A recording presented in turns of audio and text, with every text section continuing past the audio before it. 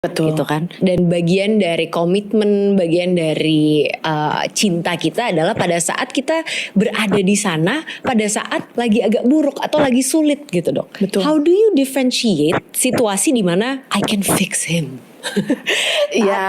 Versus kayak oh ini udah toxic, time to set boundaries dan misalnya putus gitu. Berat sih ya. Nanti Berat kita ya. dikutuk lagi dibilangnya setelah ikut dokter Elvin semua jadi putus. Enggak sih. Jadi biasanya sih cuma bilang ini sih ke pasien. Mau sampai kapan kamu memberikan batasan? At least kalau kamu mau berjuang demi cinta, ya mau sampai kapan perjuangannya kan? Mau sampai akhir juga ya pilihan hidupnya. Jadi aku suka bilang ada limit atau boundary gitu betul. ya. Jadi kalau mau berjuangnya 2 tahun, ya lihat 2 tahun ini dia berubah atau enggak. Ya, jangan sampai sacrificing seumur hidup. Terus tiba-tiba baru realize ketika lagi sakaratul, oh ya hidup aku tidak bahagia. Kan kayak, hah, ya semua udah terlambat lah ya. Maksudnya kalau udah kakek-kakek, nenek-nenek, udah nggak ada duit, terus udah gitu punya pasangannya juga kasar, kan mau apa yang diharapin gitu. Gak bisa juga kan kita bilang anak penyelamat semuanya kan gitu. Kan anak dilahirkan bukan jadi fixer ya. Jadi jangan berharap adanya anak menyelamatkan hidup pernikahan Anda yang sudah awet rajat kemana-mana kan gitu.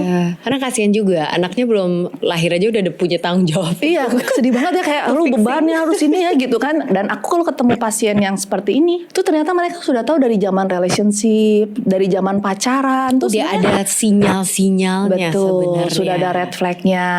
Cuman ya namanya manusia ya. Siapa tahu cintaku mengubah dia. Aduh.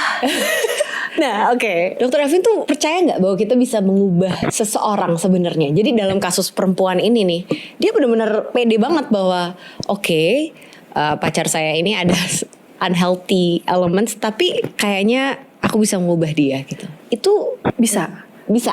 Kalau ada koma, kalau if ya kan semua juga what if ya. If sebelahnya juga bilang saya mau berubah. Buat pasangan saya, itu namanya cinta kan, saling menanggung, saling menjawab. Jangan yang satu cuma bisa ngejawab doang, yang satu nanggung mulu. Dan juga bukan kata-kata saja gitu kan. Kalau orang-orang yang selalu ngomongnya nanti, kayaknya, kedepannya, harusnya, insya Allah, aduh Tuhan, kataku tuh ya fakta depannya tuh apa? Kan kalau kita berprogres tuh, oke, progresnya berapa persen? 10%, good dong. Dari 0 dia mau berubah ke 10% udah bagus banget. Oh pertemuan selanjutnya naik jadi 15%, at least setiap ketemu ada progres. Ada progres. Kalau ini setiap ketemu cuman progresnya di level ide, ya udah aja jadi konsultan ide. Jangan bilang menuntut orang lain suruh bertahan lagi karena Anda cuma di level ide doang. Ikan itu mah wacana namanya juga ya. Oke. Jadi bisa atau enggak kita merubah orang itu sebenarnya bukan hanya tentang keinginan kita, tapi juga keinginan orang tersebut. Betul.